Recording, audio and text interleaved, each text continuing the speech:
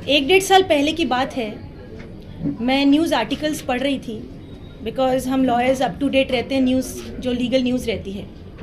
और supreme court का एक तरफ मैंने ये केस देखा कि सुप्रीम कोर्ट ने एक ऐसे कन्विक्ट की, मैं यहाँ कन्विक्ट बात कर रही हूँ यानी कि जिसको सज़ा हो चुकी है हाई कोर्ट से भी सुप्रीम कोर्ट से भी, उस कन्विक्ट की सज़ा को जिसको डेथ पेनल्टी दी गई थी उसको कम्यूट करके 20 इयर्स लाइफ इम्प्रिजनमेंट में कर दिया था। और उस केस के फैक्ट्स ऐसे थे कि ऑनरेबल सुप्रीम कोर्ट ने भी उसमें कहा कि ऐसा बार्बरिक इंसिडेंट हमने पहली बार देखा है। छोटी सी 4 साल की बच्ची के साथ ब्रूटली रेप करके उसका मर्डर कर दिया था। और वो केस आपको ध्यान आएगा इस बात से कि मीडिया में भी चला था। ऑनरेबल सुप्रीम कोर्ट की 3 जजेस बेंच थी, उसमें honourable justice U Lalit, honourable justice Bela Trivedi, honourable justice Ravindra Bhat की बेंच थी। उन्होंने एक स्टेटमेंट ये भी कहा था कि every Sinner has a future. ऐसा कहते हुए उन्होंने उस डेथ कन्विक्ट की सज़ा को कम्यूट किया था। इस लाइन से ये केस फेमस हुआ था। और उस समय बच्ची की माँ ने रिव्यू पिटीशन भी डाली थी कि मेरी बेटी का भी तो फ्यूचर था, उसका क्या हुआ। लेकिन ऑनरेबल सुप्रीम कोर्ट ने कहा कि सिनर का भी फ्यूचर है, वो देखते हुए हम इसकी सज़ा को 20 साल करते हैं। ये न्यूज़ मैंने आर्टिकल पढ़ा। वहीं दूसरी तरफ मैंने न्यूज़ आर्टिकल पढ़ा कि आसाराम बापू हैं एक, वो 11 साल से जेल में बंद हैं, 2013 में अरेस्ट हुए हैं और अभी उनकी अपील हाई कोर्ट में पेंडिंग है और उनको अब तक एक बार भी बेल नहीं दी गई। ये दोनों आर्टिकल्स मैंने आमने सामने पढ़े। तो एक साधारण सी बात है, as an advocate also, as a human being also, आपने भी ये दोनों न्यूज़ इकट्ठे सुनी। इन दोनों न्यूज़ में कितना विरोधाभास है, कितना ज़्यादा फर्क है। सो ये दोनों न्यूज़ जब मैंने देखी तो मैंने एक वीडियो बनाई, 1-1.5 साल पहले की बात है, यही फैक्ट को बताते हुए कि हम एडवोकेट्स भी कभी कभी कानून के इस पेचीदगियों को सुन के, कानून के केसेस देख कर हम खुद भी कभी कभी कंफ्यूज हो जाते हैं कि अरे ये क्या हो रहा है देश में। तो आम आदमी क्या सोचेगा, आम आदमी कैसे समझेगा। तब मैंने ये बात अपनी वीडियो में उठाई थी और उसके बाद से फिर आसाराम बापू के जो पैरोकार है वो मेरे पास में डॉक्यूमेंट्स लेकर आए। मैं उस समय पंजाब हरियाणा हाई कोर्ट में थी और वहाँ पे मेरा मैटर था, तो वो मुझसे स्पेशली टाइम लेकर आए कि आपने ये बात उठाई है, ये हमें भी लग रहा है कि कभी कोई इंडिपेंडेंट एडवोकेट ने ये बात उठाई है। क्योंकि आज तक आसाराम बापू को मैं एज सच सिर्फ इस तरह से जानती थी कि हाँ कोई हैं जो कि प्रवचन करते हैं, लेकिन कभी मैंने आज तक कभी आसाराम बापू के आश्रम में कभी विजिट नहीं किया, ना मैं उनको कभी जानती थी। मेरी फैमिली इस्कॉन से जुड़ी हुई है और मैं परम पूज्य माऊली जी एक कथाकार है महाराष्ट्र में, उनको मैं उनके सत्संग में मैं जाती हूँ और इस्कॉन से मेरे मम्मी पापा जुड़े हुए। तो एज सच आसाराम बापू से मेरा कोई लिंक नहीं था, ना कभी आज तक मैं उनके आश्रम में गई। दिल्ली में मैं रहती हूँ, वहाँ कभी मैं गई नहीं। लेकिन उन्होंने मुझे कहा कि आप एक बार केस पेपर्स देखिए, तो सारे केस पेपर्स वो मेरे पास लेकर आए। जोधपुर का केस है एक और एक अहमदाबाद का केस है, दोनों केस पेपर्स मेरे पास लेके आए। And you can not believe कि वो पेजेस जो केस पेपर्स थे दे वर रनिंग इन थाउजेंड्स, 9,000 से ज़्यादा पेजेस थे। बहुत मुश्किल था मेरे लिए पढ़ना बिकॉज ऑलरेडी सुप्रीम कोर्ट में जो प्रैक्टिस करते हैं उनको टाइम तो बहुत ही मुश्किल से मिल पाता है। यहाँ भी आज मुझे बहुत रिक्वेस्ट किया सबने कि आप प्लीज़ टाइम निकालिए, तो मैं किसी तरह टाइम निकाल के आ पाई। तो उस समय 9,000 जब पेजेस मेरे सामने आए, मैंने पढ़ना शुरू किया। उसमें विक्टिम के स्टेटमेंट्स, एविडेंस, यानी एविडेंस मतलब जो भी गवाहों के बयान होते हैं, और साथ में क्योंकि जोधपुर के केस में जजमेंट आ चुकी थी तो जोधपुर की जजमेंट की कॉपी थी। अहमदाबाद की जजमेंट तब तक नहीं आई थी, 1 साल पहले की मैं बात बता रही हूँ। और सब एविडेंस के सब कागज़ मेरे सामने थे। And when I read those documents, I was shocked as an advocate, not as a human being. As an advocate, I was shocked. और मैं आपको यहाँ ये भी बताती हूँ कि आप किसी भी एडवोकेट जो प्रैक्टिसिंग एडवोकेट हो क्रिमिनल साइड में, अगर आप वो पेपर्स किसी ऐसे क्रिमिनल एडवोकेट को जो प्रैक्टिस करते हो ट्रायल कोर्ट में, हाई कोर्ट में, सुप्रीम कोर्ट में, आप उनको वो पेपर्स पढ़ा दीजिए, वो भी मेरी तरह ही शॉक हो जाएंगे। एक साधारण अगर हम बात करते हैं रेप केस की, तो जायज़ सी बात है, मैं खुद भी एक वुमेन हूँ और मैं खुद भी जब मैं इस फील्ड में आई तो ऑब्वियस ही बात है कि मैंने, आप मेरा कार्ड भी अगर देखेंगे, मेरे कार्ड पे लिखा है कि मैं पॉक्सो केसेस के लिए, विक्टिम्स के लिए फ्री ऑफ कॉस्ट फाइट करती हूँ। आप सोचिए, मैं वो एडवोकेट बात कर रही हूँ जो मैं पॉक्सो विक्टिम्स के लिए फ्री ऑफ कॉस्ट उनको हेल्प करती हूँ। और ऐसे एडवोकेट के पास जब पेपर्स आए तो मैंने जब वो पेपर्स देखे तो मुझे प्राइमा फेशी देखते ही समझ में आ गया, अरे ये कैसी स्टोरी है। क्योंकि देखो, अगर आप नेचुरली नॉर्मली अगर कोई आप केस सुनते हैं, आसाराम बापू के केस के बारे में सब लोग जानते ही हैं, फर्स्ट इंप्रेशन यही आता है कि रेप केस है, सज़ा तो होनी ही चाहिए। रेप केस का नाम सुनते ही हर व्यक्ति के दिमाग में आता ही है कि सज़ा होनी ही चाहिए, क्योंकि एक होता ही है कि एक बच्ची के साथ या एक औरत के साथ, एक महिला के साथ ये सबसे घिनौना क्राइम है। और इवन हमारे सुप्रीम कोर्ट के जजेस ने भी कहा है कि आप किसी का मर्डर कर दो, उससे ज़्यादा अगर आप किसी का रेप करते हो तो उसकी अंतरात्मा मर जाती है, ये उससे बड़ी बात है। प्राइमा फेशी दिमाग में सबके यही आता है।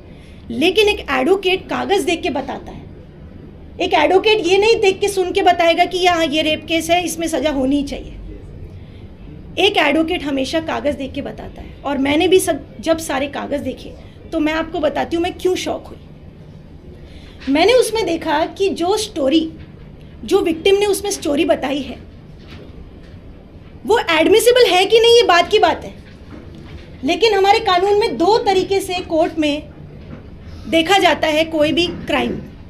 एक होता है एडमिसिबिलिटी, यानी ये क्राइम जो भी सब एविडेंस है ये एडमिसिबल है या नहीं है। दूसरा देखा जाता है कि क्या ये एक्सेप्टेबल है।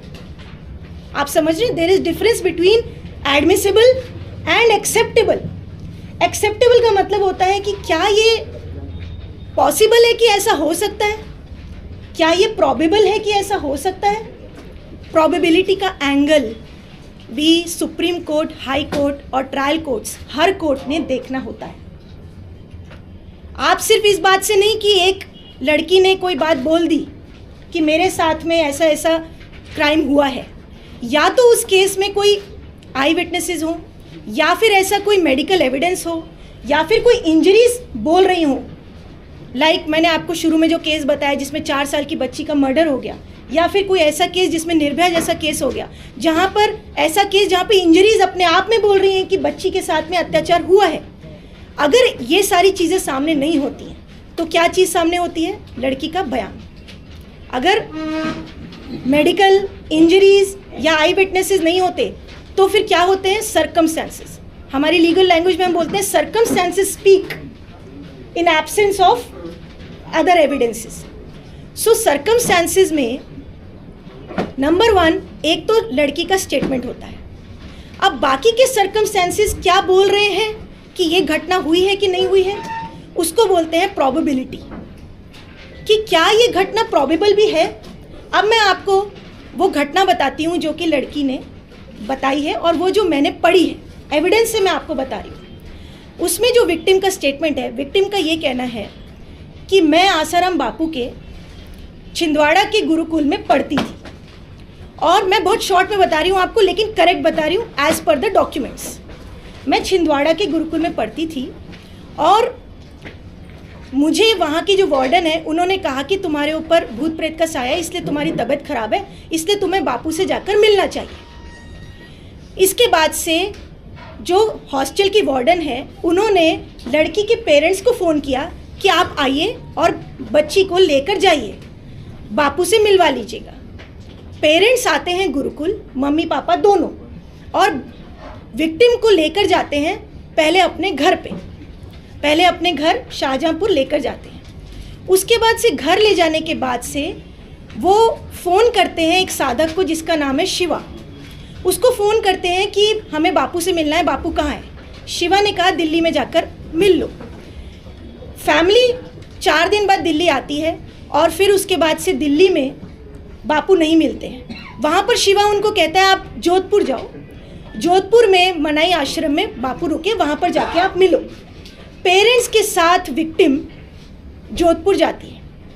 जोधपुर में जाने के बाद से विक्टिम और विक्टिम की फैमिली वहीं पर रुकते हैं और विक्टिम ने खुद वहाँ पर कहा है कि 100 लोग थे वहाँ पर। जब वो पहुँची उसके बाद से रात को वहाँ पर सत्संग का प्रोग्राम हुआ, ये विक्टिम के खुद के एविडेंस में है। उसके बाद से उसने रात को जो इंसिडेंट बताया, इंसिडेंट में विक्टिम का ये कहना है कि मेरे पेरेंट्स के साथ, मम्मी पापा के साथ मुझे बापू ने मिलने के लिए कुटिया में बुलाया। उसका नाम, वो प्लेस ऑफ अकरेंस को वो कुटिया बोल रहे हैं।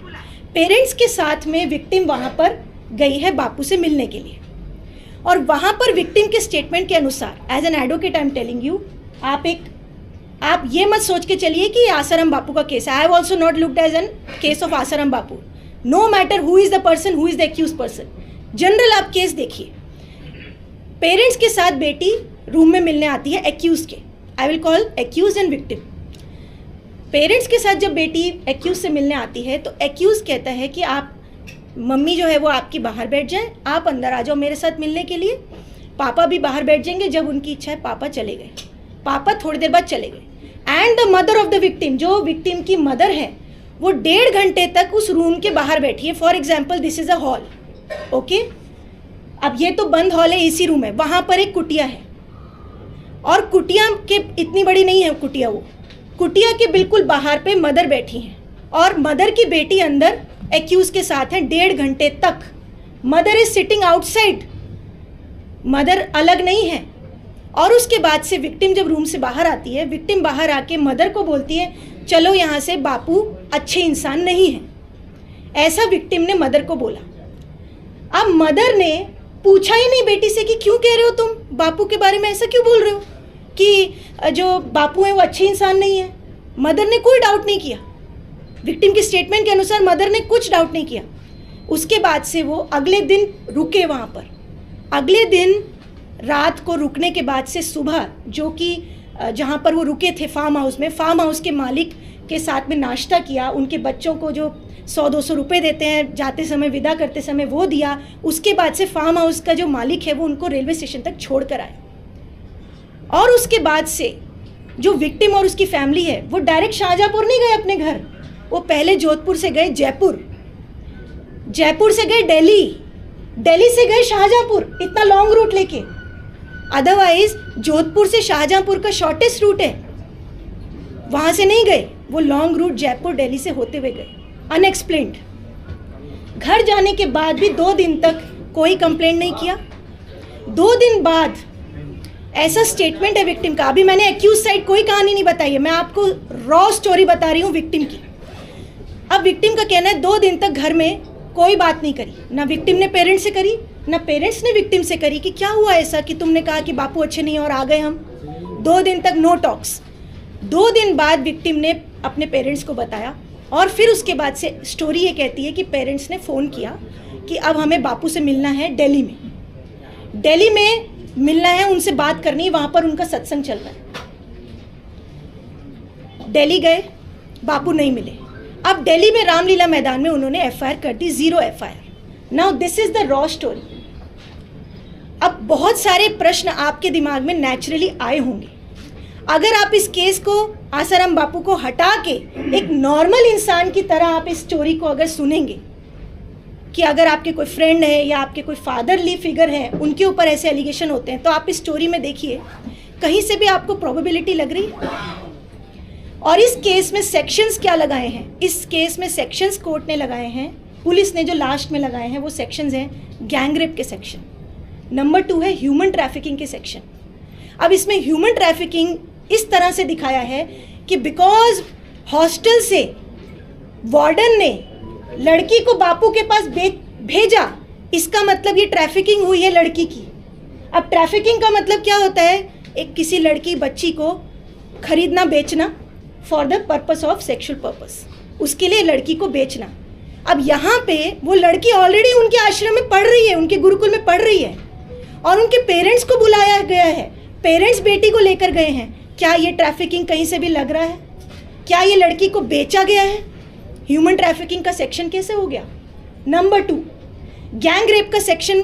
गैंग रेप क्या होता है कि अगर मोर देन 2 पर्सन्स किसी के साथ में अगर रेप कमिट करते हैं, that is called gang rape. अब यहाँ पे गैंग रेप बनाने के लिए जो पुलिस और कोर्ट का वर्जन है, ट्रायल कोर्ट का जो वर्जन है, ट्रायल कोर्ट ने जो कहा है वो ये कहा है कि क्योंकि इसमें बाकी लोगों ने असिस्ट किया है, वार्डन ने, वहाँ पर एक शिल्पी और एक शरद नाम से है जो गुरुकुल के लोग हैं, उन्होंने असिस्ट किया है, और साथ में शुरू में नाम शिवा का भी था जिसने कि भेजा था फ़ोन करके।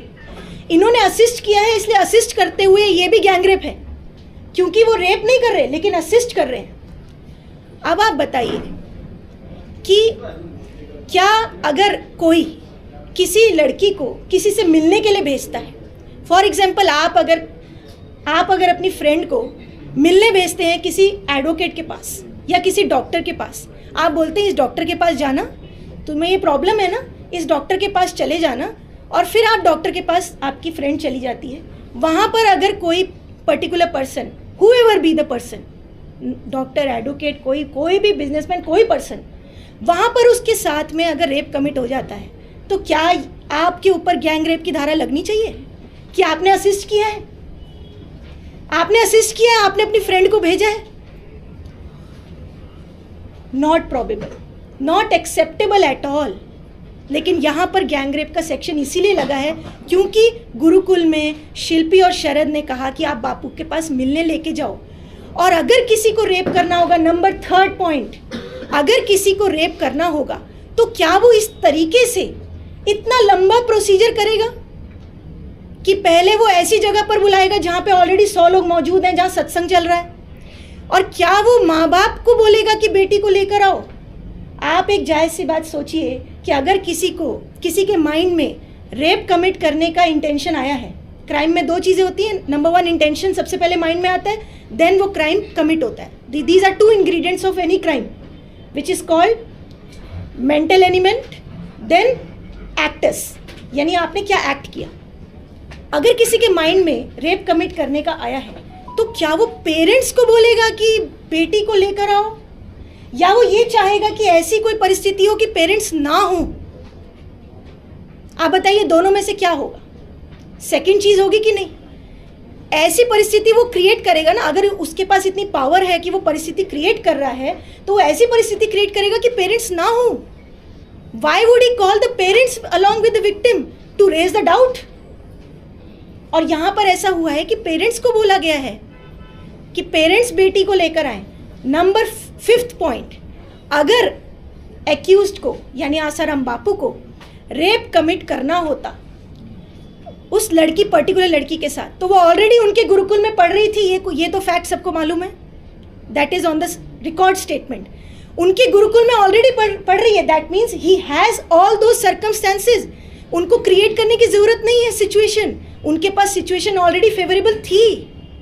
लाइक अगर आपका कोई स्कूल है, आपके स्कूल में कोई है ऑलरेडी, तो आपके पास ऑलरेडी सिचुएशन है कि वहीं पर आप कर लोगे, या फिर आप इतना लंबा प्रोसीजर करोगे कि पहले पेरेंट्स को बुलाओगे ऐसी जगह पर जहाँ पर ऑलरेडी 100 लोग हैं। तो ये एक प्रॉबेबल कहानी नहीं लगती है। नाउ 6th पॉइंट, अब यहाँ पर जो डिले हुआ है 4 डेज का, वो डिले अनएक्सप्लेन्ड है।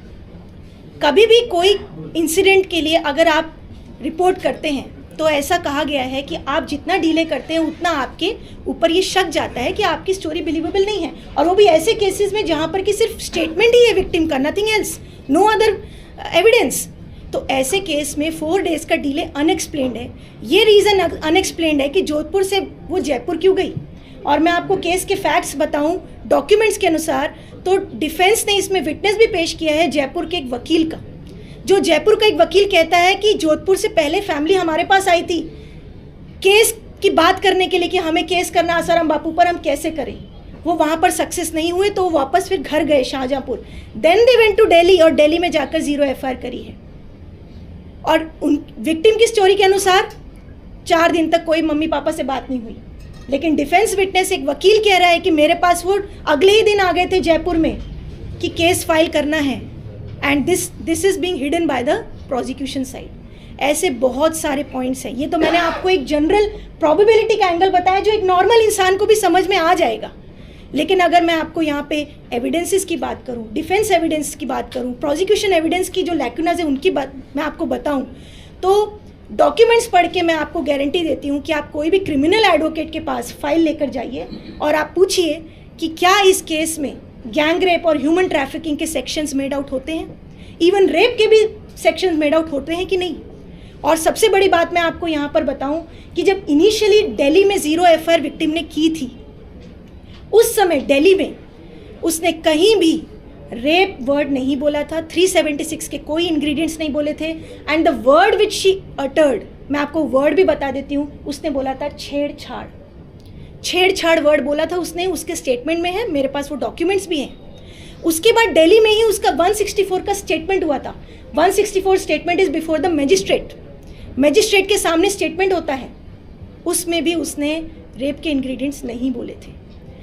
ये सारी कहानी जो इम्प्रूव हुई थी, वो सारी कहानी हुई थी जोधपुर में जाकर improve. All thanks to DGP Ajay Lamba, जिन्होंने एक दिन पहले ही, एफआईआर दिल्ली से आई नहीं थी जोधपुर तक, विक्टिम भी नहीं पहुंची थी, एक दिन पहले ही डीसीपी लांबा ने अपनी टीम के साथ जाकर मौका मुआयना कर लिया था, वहाँ पर वीडियोग्राफी भी कर ली थी। उनकी बुक ये साफ कहती है कि वहाँ पर उन्होंने वीडियोग्राफी कर ली थी, एंड नेक्स्ट डे विक्टिम का स्टेटमेंट रिकॉर्ड हुआ, और उसके बाद से विक्टिम के स्टेटमेंट इतना अच्छा बन गया कि शी सेज कि मुझे ये भी याद है कि इस टेबल पर ये सामान रखा था, यहाँ पर एसी था, यहाँ पर गीज़र था। लेकिन दिल्ली के किसी स्टेटमेंट में, दिल्ली में 3 स्टेटमेंट्स हुई थी, 1 before the NGO, 1 before the police, 1 before the magistrate. तीनों स्टेटमेंट्स में इतनी डिटेल स्टेटमेंट थी ही नहीं। ठीक है, डिटेल नहीं थी, कोई बात नहीं, लेकिन रेप का भी इंग्रेडिएंट्स नहीं थे, सिर्फ छेड़छाड़ था। और इस केस के बाद जब मैंने अहमदाबाद का केस देखा, अहमदाबाद का केस देखकर तो मैंने, क्योंकि ये जब डॉक्यूमेंट्स देखने के बाद मानव बुद्धदेव चैनल ने मुझे कॉल भी किया था कि मैम आपने सारे डॉक्यूमेंट्स पढ़ लिए, तो हम चैनल पे कुछ चर्चा करना चाहते हैं। वहाँ पे बहुत लोगों ने कमेंट्स में बहुत क्वेश्चंस पूछे थे, मैंने सब क्वेश्चंस के आंसर दिए थे। यहाँ पर इतना टाइम नहीं है कि मैं बता सकूँ, उस समय तो मैंने बहुत डिटेल में जोधपुर केस का बताया था।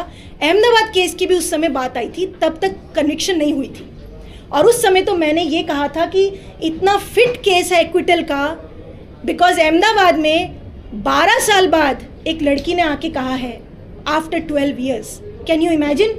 आज आप यहाँ जितने लोग बैठे हैं, मोर देन 40 ईयर्स तो मैक्सिमम लोगों के हो चुके हैं। आप एक बार इमेजिन कीजिए, आज कोई आके आपको कह देता है कि 12 साल पहले जब ये यंग थे ना, तब इन्होंने मेरे साथ में ऐसा ऐसा क्राइम किया था, और वो डेट भी नहीं बताती है। Mark my words, there is no fixed date. How will you defend your case जब आपको पता ही नहीं है? आप खुद को उस जगह पर रख कर देखिए कि आपके सामने एक केस आता है, 12 साल बाद कोई आपकी कॉलेज की फ्रेंड आके बोल देती है कि 12 साल पहले इन्होंने मेरे साथ में ऐसा क्राइम किया था। अब आप बताइए, वकील के पास जाके आप क्या बोलोगे? वकील तो कहेगा डेट बताओ, उस समय आपकी ढूंढते हैं, आप उस समय कहाँ थे? आप कहोगे जी विक्टिम ने तो डेट ही नहीं बताई। अब आप डिफेंस कैसे करोगे अपना? आप क्या कहोगे कि मैं उस समय कहाँ था? अहमदाबाद के केस में यही फैक्ट्स हैं। लड़की ने एक बार बोला कि उस समय गुरु पूर्णिमा का दिन था, बाद में एक स्टेटमेंट में बोला नहीं गुरु पूर्णिमा के 2 दिन बाद हुआ था, फिर बोला नहीं गुरु पूर्णिमा के 2 दिन पहले हुआ था। No date, no date. और 12 साल बाद कोई एविडेंस भी नहीं हो सकता कलेक्ट, कोई विटनेस भी नहीं हो सकता, सिर्फ और सिर्फ विक्टिम का स्टेटमेंट।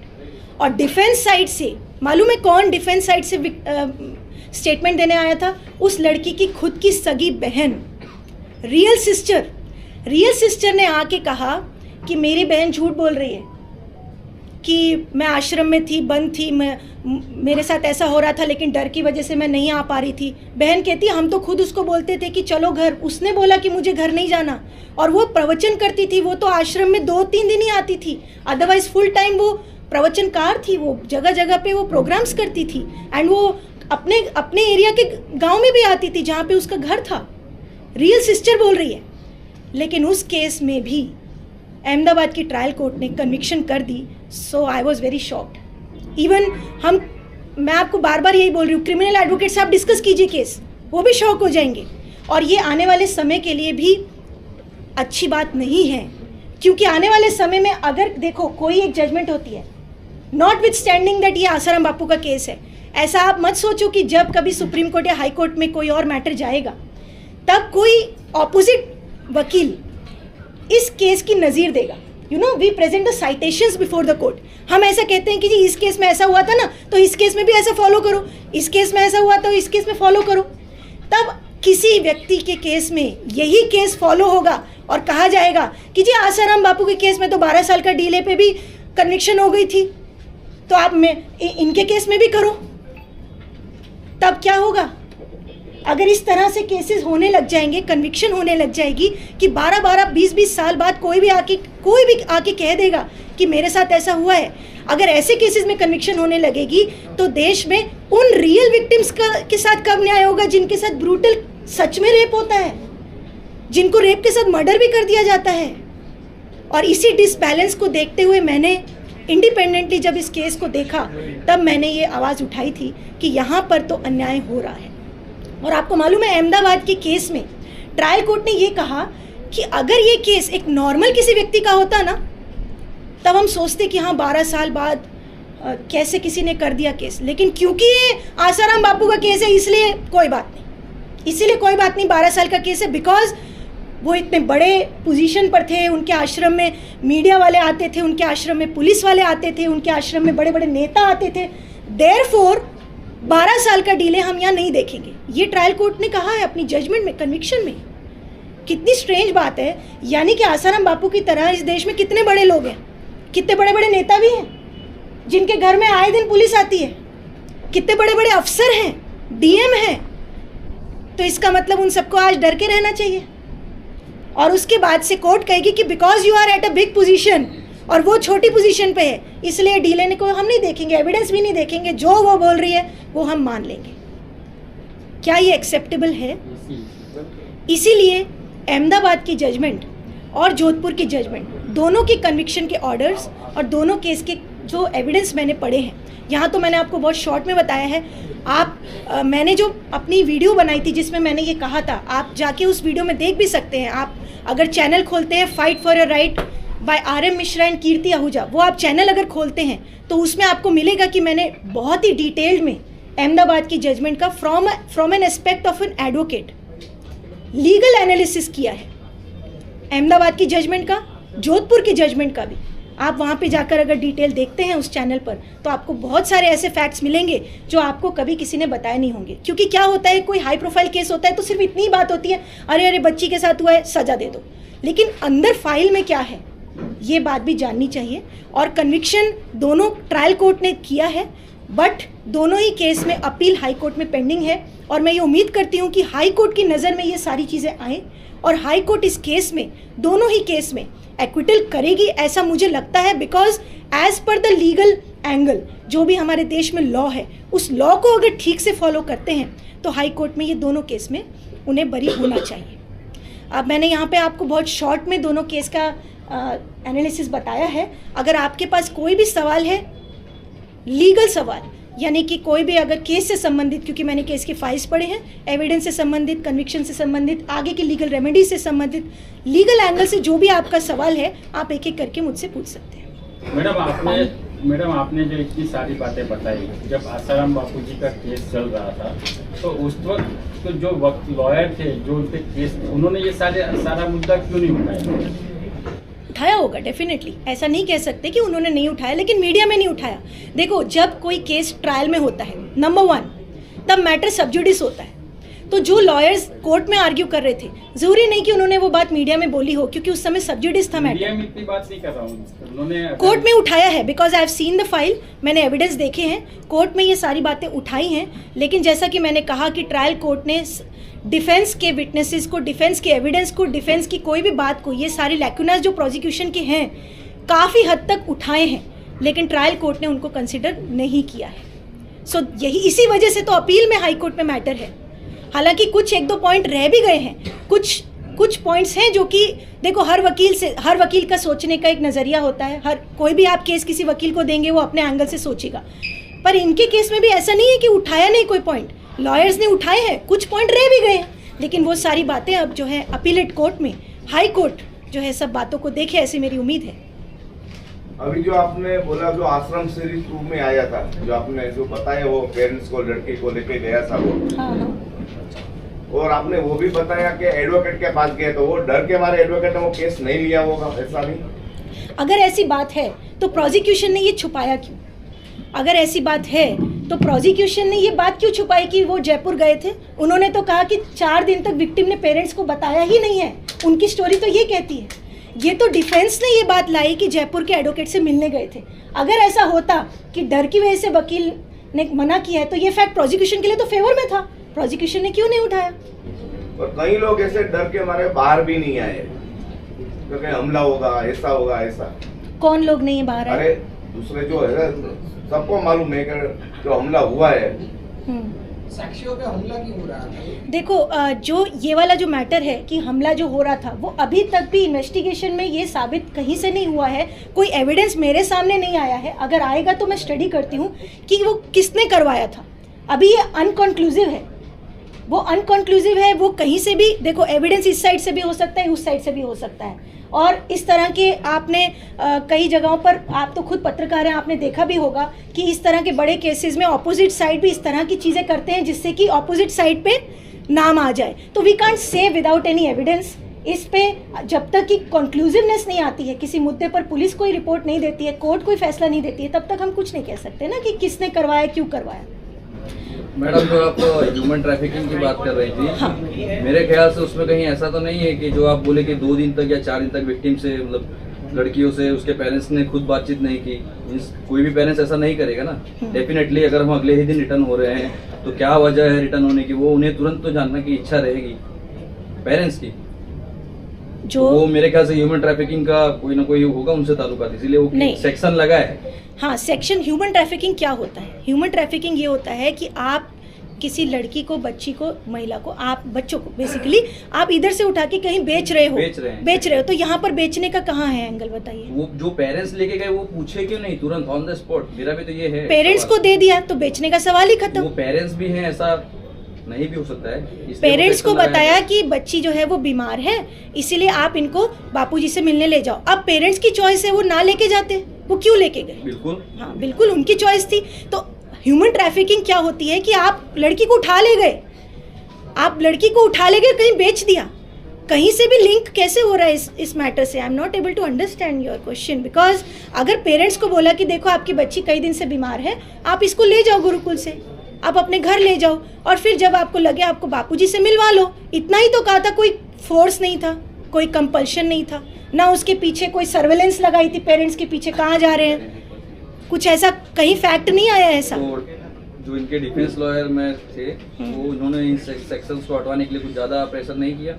ट्रायल कोर्ट में बनता है क्योंकि हाई पोजीशंस के आदमी हैं, इनके पास वैसी पावर्स भी थी, वैसे आउटसोर्सेज भी थे, तो इनके लॉयर्स को तो बिल्कुल उठाया होगा, बिल्कुल उठाया है। डिफेंस लॉयर्स ने काफी सारे पॉइंट्स उठाए। सुप्रीम कोर्ट का जजमेंट मैम गलत नहीं होता, लोगों की उम्मीद रहती है हाई कोर्ट सुप्रीम कोर्ट का भी, सुप्रीम कोर्ट पे डिपेंड रहते हैं लोग। सुप्रीम कोर्ट का भी जजमेंट नहीं आया है, ट्रायल कोर्ट की कन्विक्शन हुई है, अभी हाई कोर्ट में पेंडिंग है, उसके बाद सुप्रीम कोर्ट आएगा। अभी तो हाई कोर्ट में पेंडिंग है ना, सुप्रीम कोर्ट ने अभी तक कोई फाइंडिंग नहीं दी है। इवन इफ अगर 1-2 बार कोई मैटर बेल में गया भी है तो एवरी टाइम सुप्रीम कोर्ट ने ये कहा है कि हम मेरिट्स पे कुछ नहीं बोल रहे हैं। मेरिट्स का मतलब होता है केस के फैक्ट्स पर। अभी हाई कोर्ट डिसाइड करेगी कि क्या ट्रायल कोर्ट ने जो कन्विक्शन किया है वो सही है या नहीं है, अभी हाई कोर्ट में पेंडिंग है। अभी आप प्रेस से क्या उम्मीद रखी है, जो हमको यहाँ पे बुलाया है, तो प्रेस से आपकी क्या उम्मीद? देखिए, आपको ध्यान होगा, बिल्कुल आपने अच्छा सवाल पूछा है। आपको याद होगा कि 13 साल पहले जब ये केस फर्स्ट टाइम आया था, तब प्रेस की क्या भूमिका थी? तब प्रेस ने अपनी भूमिका निभाई थी कि नहीं? तब प्रेस ने मैटर को हर दिन चलाया था, बिल्कुल। लेकिन तब तो कुछ कोर्ट का कोई डिसीजन भी नहीं था, कोई फैक्ट सामने थे भी नहीं, पूरी स्टोरी को पिक्चराइज, विजुलाइज करके दिखाते थे। I have seen that time, और रोज मीडिया में चलता था, रोज मीडिया में चलता था कि नहीं? तब आपको किसने बुलाया था? लेकिन तब मीडिया में प्रॉपर ट्रायल चल रहा था, साइड बाय साइड कोर्ट में ट्रायल चल रहा था, मीडिया में भी ट्रायल चल रहा था। तो आज अगर कुछ ऐसे फैक्ट्स हैं जो कि मीडिया को नहीं पता हैं और अब पता चल रहे हैं, तो मीडिया की क्या उस समय जो जिम्मेदारी थी, क्या आज जिम्मेदारी नहीं है? अगर उस समय मीडिया को लगा कि आसाराम बापू एक्यूज थे और उस समय उनको लगा कि विक्टिम के साथ गलत हुआ है, तो मीडिया ने अपनी जिम्मेदारी निभाई। लेकिन आज अगर मीडिया को निष्पक्षता से लगता है कि यहाँ पर आज की स्टेज में आसाराम बापू कहीं विक्टिम तो नहीं है, क्योंकि बहुत बार, कई बार ऐसे केसेस आते हैं सामने, 20 साल बाद जाके पता चलता है, हाई कोर्ट या सुप्रीम कोर्ट में जाने के बाद एक्विटल हो जाता है, 20 साल बाद तब जाके पता चलता है कि वो तो उसने कुछ क्राइम किया नहीं था। क्योंकि एक कोर्ट का निर्णय फाइनल नहीं होता, ट्रायल कोर्ट का, बहुत सारे केसेस हाई कोर्ट से पलट दिए जाते हैं, इवन सुप्रीम कोर्ट में जाने के बाद एक्विटल हो जाता है। तब मान लीजिए आज आसाराम बापू को हाई कोर्ट से एक्विटल मिल जाता है, मान लीजिए, तब ये 13 साल कौन लौटाएगा उनके? कौन वो जो उन्होंने जेल में बिताया समय, वो समय कौन लौटाएगा? जो मीडिया ट्रायल चला वो कौन लौटाएगा? तो मीडिया की अगर उस समय जिम्मेदारी थी तो आज भी जिम्मेदारी है। आपको ध्यान होगा एक और केस उत्तर प्रदेश का, चिन्मयानंद जी का, उन पे भी रेप का केस था। क्या आप में से मालूम है किसी को कि उनको एक्विटल हो चुका है? बहुत कम लोगों को मालूम होगा, क्योंकि मीडिया एक्विटल नहीं दिखा रही है। मीडिया उस समय वो केस दिखाती है जो कि हो गया, लेकिन उसका एंड क्या हुआ वो भी मीडिया को दिखाना चाहिए। ऐसे फैक्ट्स भी दिखाने चाहिए दोनों तरफ से, क्योंकि देखो मैंने मानव बुद्धि चैनल पर भी ये बात बोली थी कि अगर कोई दोषी है डेफिनेटली वो छूटे नहीं, लेकिन अगर कोई निर्दोष है तो वो फंसे नहीं। ये हमारे देश में कानून है और होना ही चाहिए। अगर इस दृष्टि से कोर्ट्स चलती हैं तो ही किसी को न्याय मिल पाएगा। अदरवाइज ज़रूरी नहीं है कि विक्टिम जो कोर्ट के या पुलिस के पेपरों में जिनका नाम विक्टिम है वही विक्टिम में है, वही विक्टिम है। कई बार एक्यूज साइड भी विक्टिम होते हैं अगर फॉल्स केस हो जाए तो। इसीलिए जिम्मेदारी आज आपकी ये बनती है कि जो सही फैक्ट्स हैं वो भी आप दिखाएं। मुझे याद नहीं आई है, और मैं 13 साल पहले भी नहीं थी। मैंने जैसा आपको शुरू में भी बताया कि एज ए लॉयर मैंने ये केस पढ़ा था न्यूज़ आर्टिकल में, दोनों आर्टिकल साथ साथ छपे थे। मोहम्मद फिरोज़ वाला केस जो मैंने बताया सुप्रीम कोर्ट से कम्यूट हुआ, दूसरी तरफ इनका केस था। तो मुझे थोड़ा आश्चर्य हुआ, तो मैंने उसके ऊपर एक वीडियो रिलीज़ करी कि एक लॉयर होके मुझे कन्फ्यूजन हो रहा है, देयर इज़ नो बैलेंस। तो एक आम आदमी क्या सोचेगा? मेरी इस वीडियो रिलीज़ करने के बाद से आसाराम बापू के जो लोग हैं, उनके एक पैरोकार रामचंद्र भट्ट, वो मेरे पास हाईकोर्ट में आए, डॉक्यूमेंट्स लेकर आए। उन्होंने मुझे कहा डॉक्यूमेंट्स पढ़िए। जब मैंने डॉक्यूमेंट्स पढ़े तब मुझे पता चला ये शॉकिंग केस है, तब मैंने आपको बताया है। अदरवाइज़ 13 साल पहले तो मुझे पता ही नहीं था, मैं इस केस के बारे में कुछ भी नहीं जानती थी। वो तो मुझे अभी पता चला है। Otherwise no link with any of the person. मैंने जैसा बताया कि कभी मैं आश्रम, देश में इनके बहुत जगह आश्रम में कभी विजिट भी नहीं किया, घूमते फिरते भी नहीं। मैम, जो हाईकोर्ट में जो अपील की है, अभी जो लेवल है उसमें आपकी मुख्य दलीलें क्या रही है मैम? हाईकोर्ट में अपील मैंने नहीं किया है, जो वकील हैं उन्होंने डाला है। अभी अपील की हियरिंग होगी तब पता चलेगा उन्होंने क्या क्या दलीलें की हैं। लेकिन मैं ये उम्मीद करती हूँ कि ये सारी बातें ये जो है वो रखी जाएं हाईकोर्ट के सामने, और हाईकोर्ट भी इन सब बातों पे गौर करे। मैम, आपने जो बातें बताई है, मानो कि उस हिसाब से आपने जो अपनी किया उसमें ऐसा लग रहा है कि आसाराम जी निर्दोष है। तो ये जो सजा हुई है इसके पीछे आप किससे जिम्मेदार मानते हैं, क्यों ऐसा होता है? देखिए, किसी एक को जिम्मेदार नहीं कह सकते हैं आप। वैसे देखो, कानों में सुनने के लिए बहुत बातें आती हैं, लेकिन मैं क्योंकि लॉयर हूँ, मैं एविडेंस पे ही बात करती हूँ। हम लॉयर्स कभी भी एविडेंस से हट के नहीं बात करते, लेकिन कानों सुनने में बहुत बातें आती हैं। कुछ लोग बोलते हैं पॉलिटिकल रीज़न है, कुछ बोलते हैं जुडिशरी ऐसी है, सब लोग अपनी अपनी बातें बोलते हैं। कानों की सुनी बात है, एविडेंस नहीं है कोई मेरे पास कि क्या रीज़न है। लेकिन जो है वो ये फैक्ट है कि केस नहीं बनता है, किसी का भी कोई दोष नहीं कह सकते हो आप। लेकिन अगर ट्रायल कोर्ट ने कन्विक्शन दे दी है तो उसका उपाय हाई कोर्ट में है, बिकॉज बहुत सारे केसेस में ट्रायल कोर्ट कन्विक्शन कर देती है और हाई कोर्ट से एक्विटल होता है। ये आम बात है, हम लॉयर्स के लिए आम बात है हमारे लिए। तो मैम, ये ट्रायल कोर्ट का डिसीजन जो है वो गलत है, ऐसा आप मान सकते हैं? बिल्कुल बिल्कुल, मैं तो यही कह रही हूँ, ट्रायल कोर्ट का डिसीजन गलत है। एंड देखो, we can not criticise the जजेस, but we can criticise the judgment. We have all the right to criticise the judgment. ये हमारा राइट टू स्पीच है। अगर किसी जजमेंट में कुछ खामियां हैं तो वो हम बता सकते हैं। जैसे कि कोई भी केस सामने आता है ट्रायल कोर्ट के बाद से तो वो हाई कोर्ट में जाता ही है, ये आम बात है, इसमें कोई बड़ी लेके जाइए कोर्ट में। जब वो निर्दोष छूटेंगे तो मीडिया चला देगी बापू निर्दोष है, उसमें क्या बड़ी बात है? देखिए, उस समय भी तो दोषी करार नहीं हुए थे, तब मीडिया ने क्यों चलाया? यही मेरा क्वेश्चन है कि उस समय भी तो दोषी करार ट्रायल कोर्ट से नहीं हुए थे। आप उस समय कह देते कि ट्रायल कोर्ट जब दोषी करार करेगी तब हम न्यूज़ चलाएंगे, लेकिन क्या मीडिया ने ऐसा कहा? क्या मीडिया रुक गई उस समय? FIR 0 नंबर पे हुई थी, दर्ज भी नहीं हुई थी। उसी दिन से लगातार आप सब यहाँ मौजूद हैं, हर दिन आपने रिपोर्टिंग करी है, तब आपने क्यों नहीं इंतजार किया कन्विक्शन का? 13 साल का वक्त, हाँ जी, ये कोई छोटी हस्ती नहीं है। 13 सालों में अगर सच्चे थे तो अभी तक फैसला क्यों नहीं है? इतना डिले क्यों हुआ? मान लो आम आदमी हो, छोटा आदमी हो, ये तो कुछ कर ही नहीं सकता। बिल्कुल बिल्कुल, ये तो बात है ही, और इसीलिए ये बात आपको उठानी चाहिए। न्यायपालिका पर कोई सवाल नहीं है, क्योंकि ट्रायल कोर्ट की कभी भी कोई जजमेंट कन्विक्शन की आती है तो वो हाई कोर्ट में जाती ही जाती है। ये आम बात है, ये सुप्रीम कोर्ट की फाइनल जजमेंट नहीं है, ट्रायल कोर्ट की जजमेंट है। और ट्रायल कोर्ट की जजमेंट आने के बाद से आपने देखा होगा बहुत सारे मीडिया चैनल्स पे दूसरे केसेस में भी क्या पैनल नहीं बैठते हैं कि ट्रायल कोर्ट की जजमेंट सही है कि नहीं है। जैसे कि तरुण तेजपाल का केस था, जजमेंट आने के बाद से क्या मीडिया बैठी नहीं थी कि ये सही है कि नहीं है? क्या वहाँ पे सारे लॉयर्स बैठ के डिस्कस नहीं कर रहे थे? तमाम ऐसे केसेस सामने आते हैं जिसमें ट्रायल कोर्ट की जजमेंट आने के बाद से डिस्कशन होता है कि whether this judgment is right और रॉन्ग। एंड अगर हम कोई जजमेंट के बारे में कुछ भी बता रहे हैं, एनालिसिस कर रहे हैं, तो दैट डज नॉट मीन कि हम जजेस को क्रिटिसाइज कर रहे हैं या जजेस के बारे में कुछ बोल रहे हैं। उनका नज़रिया, उनका एंगल उस समय जो फैक्ट्स पर था उन्होंने अपने तरीके से किया। अब हाई कोर्ट देखिए, हाई कोर्ट बनी इसलिए है कि ट्रायल कोर्ट जहाँ पर गलती कर देगी तो हाई कोर्ट सुधारेगी।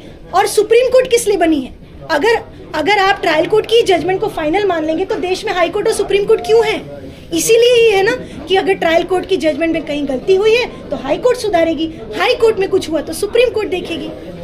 मैडम, अभी उनके स्वास्थ्य काफी खराब है, संत आसाराम जी बापू का, तो उनको जमानत भी नहीं मिल रही है। बिल्कुल बिल्कुल, ये बहुत अच्छा सवाल है, क्योंकि मेडिकल ग्राउंड्स पर उनको बेल या पैरोल कुछ तो जरूर मिलना चाहिए। क्योंकि आपने देखा होगा कि कोई भी व्यक्ति अगर जेल में है, इवन कन्विक्ट भी हो चुका है, सुप्रीम कोर्ट तक भी उसको भी मेडिकल लेने का अधिकार है। बिकॉज ये राइट टू लाइफ के अंतर्गत आता है, ये कॉन्स्टिट्यूशन का आपका फंडामेंटल राइट है कि आपको अपनी जिंदगी बचानी है, आपको अपना जीवन बचाना है, राइट टू लाइफ है। और उसके लिए अगर किसी को कोई मेडिकल ट्रीटमेंट की जरूरत है तो क्यों नहीं उनको पैरोल दी जा रही, क्यों नहीं उनको बेल दी जा रही। और अगर कुछ ऐसा डाउट है, जैसा कि मैंने केस पेपर्स पढ़े हैं कि कोर्ट ने पैरोल और बेल जब रिजेक्ट करते हुए कहा कि लॉ एंड ऑर्डर का सिचुएशन हो सकता है इसलिए हम नहीं दे रहे हैं, तो क्या कभी एक बार भी छोड़ के देखा कि law and order situation arise हो रही है, नहीं हो रही? आप पहले ही कंक्लूजन पर आ रहे हैं कि लॉ एंड ऑर्डर की सिचुएशन अराइज हो जाएगी। और दूसरी बात, अगर आपको लगता है कि लॉ एंड ऑर्डर की सिचुएशन अराइज होने का आपको डाउट लगता है तो आप कंडीशंस लगा दीजिए। ऐसे बड़े बड़े नेता भी तो पैरोल पर बाहर आते हैं, बड़ी बड़ी हस्तियां आती हैं बेल पर बाहर, क्या उनकी पब्लिक नहीं होती? क्या उनके पब्लिक में नाम नहीं होता? उनके लोग नहीं होते जो लॉ एंड ऑर्डर क्रिएट कर सकते हैं? तो ऐसे में कंडीशंस क्या लगाई जाती हैं कि आप एक स्पेसिफिक एरिया बता दीजिए कि इसी एरिया में वो रहेंगे, इस एरिया से वो बाहर नहीं जाएंगे, कुछ किलोमीटर का एरिया तय कर दीजिए, तो लॉ एंड ऑर्डर का भी आंसर हो जाएगा। मैडम, लालू यादव को जब मेडिकल ग्राउंड पर बेल मिल सकती है तो आसाराम बापू को क्यों नहीं मिली? ये बहुत बड़ा सवाल है और यही सवाल आपने एज अ मीडिया पर्सन पूछना चाहिए कि क्या लालू प्रसाद यादव एक बड़े हस्ती नहीं है? क्या उनके पीछे पब्लिक नहीं है? क्या उनके बाहर आने से लॉ एंड ऑर्डर नहीं अराइज हो सकता था? उनके फॉलोअर्स नहीं है? उनके भी फॉलोअर्स है, लेकिन मेडिकल राइट की दृष्टि से उनको मेडिकल राइट मिला और आज तक कंटिन्यू हो रहा है। तो आसाराम बापू को भी मिलना चाहिए, ये बात मीडिया ने भी उठानी चाहिए और कोर्ट्स ने भी देखनी चाहिए।